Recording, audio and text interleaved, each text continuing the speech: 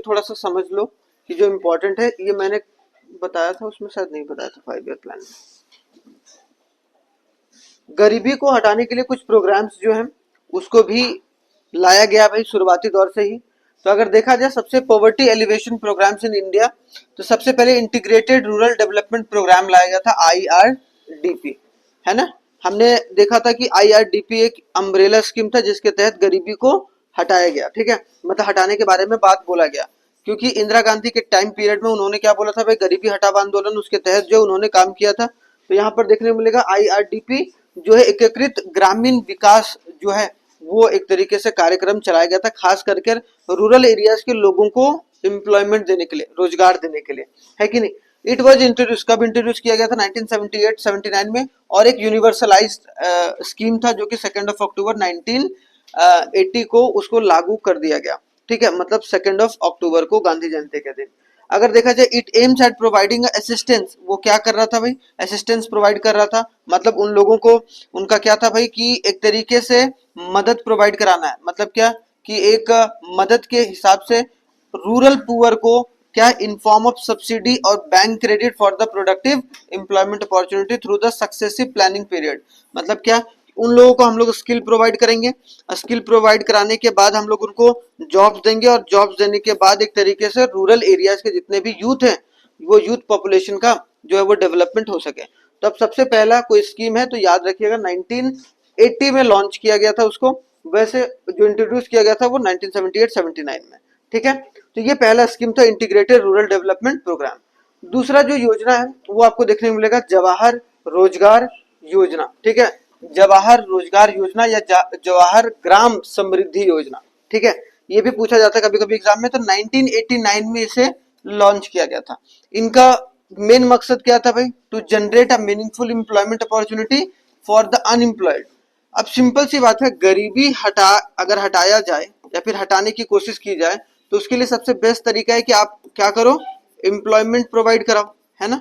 Employment provide कराओगे, रोजगार provide कराओगे, तो क्या मिलेगा आपको, उससे उससे लोगों को क्या होगा, लोगों का इनकम जनरेट होगा, और जब इनकम जनरेट होगा तो वो अपने आप ही कंजम्पशन को बढ़ाएंगे। क्या बढ़ाएंगे भाई, कंजम्पशन को बढ़ाएंगे। कंजम्पशन का मतलब उपभोग को बढ़ाएंगे, और जैसे ही उपभोग को बढ़ाएंगे तो वो गरीबी रेखा से ऊपर आ जाएंगे, मतलब बिलो पॉवर्टी लाइन से क्या हो गए, ऊपर आ गए। देख रहे हो ये चक्र, जैसे पॉवर्टी ट्रैप होता है तो पॉवर्टी ट्रैप से निकलने का भी तरीका होता है। पॉवर्टी ट्रैप से तभी इंसान निकाल सकते हैं। अब देखो, एक होता है कि निकालने का दो तरीका, एक होता है कि सरकार सब्सिडी दे दे के लोगों को ऊपर कर रही है, लेकिन वो कभी लॉन्ग टर्म सॉल्यूशन है नहीं। अब मान लो बेरोजगारी भत्ता दिया जा रहा है, महिलाओं को सारे फ्री बीज दिए जा रहे हैं, या फिर पुरुषों को फ्री बीज दिए जा रहे हैं, इसका मतलब क्या है कि वो कहीं ना कहीं क्या है कि वो कोई इकोनॉमिक एक्टिविटी नहीं कर रहे हैं, आर्थिक गतिविधि नहीं कर रहे हैं। और जब इकोनॉमिक एक्टिविटी नहीं करेंगे तो वैसे भी हमारे देश के लिए कोई फायदा, ये फायदेमंद साबित नहीं होगा। जैसे देखो सरकार कितना सब्सिडी में खर्च करती है पैसा भाई। अब सब्सिडी में अगर खर्च कर रही है 6 से 7% जीडीपी का, अब वो पैसा कहाँ खर्च होना चाहिए। अगर 6 से 7% सब्सिडी में हम खर्चा कर रहे हैं और वो 6 से 7% हेल्थ एजुकेशन पर करते हैं, बिजनेस को डेवलप करने में, तो अपने आप में ही, जबकि एजुकेशन में देखो 2% खर्चा हो रहा है, हेल्थ में देखो 1.6-1.7%, मतलब 2% के आसपास खर्चा हो रहा है। तो यहाँ पर क्या हो रहा है कि दिक्कत यहाँ पर कि पॉवर्टी को अगर हटाना है तो हमें इंप्लॉयमेंट पर फोकस करना पड़ेगा। अब वो सिर्फ इंप्लॉयमेंट एक नहीं कि सिर्फ हम लोग फॉर्मल में ही इंप्लॉयमेंट दे रहे हैं, इनफॉर्मल सेक्टर को भी सही तरीके से रेगुलेट कैसे किया जाए उस पर भी ध्यान देना चाहिए हमें, है कि नहीं। तो इनफॉर्मल जैसे रोजगार हुआ, रोजगार से क्या आया भाई, आय प्राप्त हुआ, आय प्राप्त हुआ तो वो इंसान जो है वो क्या, उपभोग बढ़ाया, और उपभोग बढ़ाने से क्या होगा कि वो बीपीएल फैमिली से ऊपर आ जाएगा। क्लियर। अब देखो यही बात बोला गया, तो इसका मेन मकसद क्या था कि generate employment opportunity for the unemployed and under employed in the rural areas. जो अनएम्प्लॉयड है और जो अंडर एम्प्लॉयड है उनको एक तरीके से क्या, एम्प्लॉयमेंट प्रोवाइड कराना through the creation of economic infrastructure and community and social asset. मतलब अगर देखा जाए तो कि जो अवसंरचना और सामुदायिक एवं सामाजिक परिसंपत्तियों के निर्माण के माध्यम से रोड बना रहे हैं, रेलवे बना रहे हैं, ब्रिज बना रहे हैं, तो उनमें जो जनता को या फिर लोगों को शामिल करके उन लोगों को एम्प्लॉयमेंट देंगे। समझ रहे हो, इंफ्रास्ट्रक्चर का मतलब क्या हो गया, रोड, ब्रिज, रेलवे, ये सब सारी चीजों में। तो इसके तहत जो है उन लोगों को रोजगार प्रोवाइड करेंगे ताकि वो पैसे वगैरह कमा सकें, जो कि अपने आप में ही इंपॉर्टेंट है।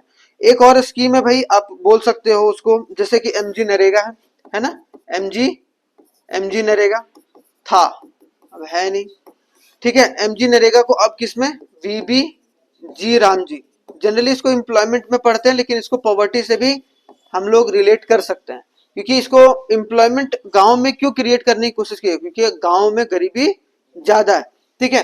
तो यहाँ वीबी जी राम जी का फुल फॉर्म क्या है भाई, विकसित भारत ग्रामीण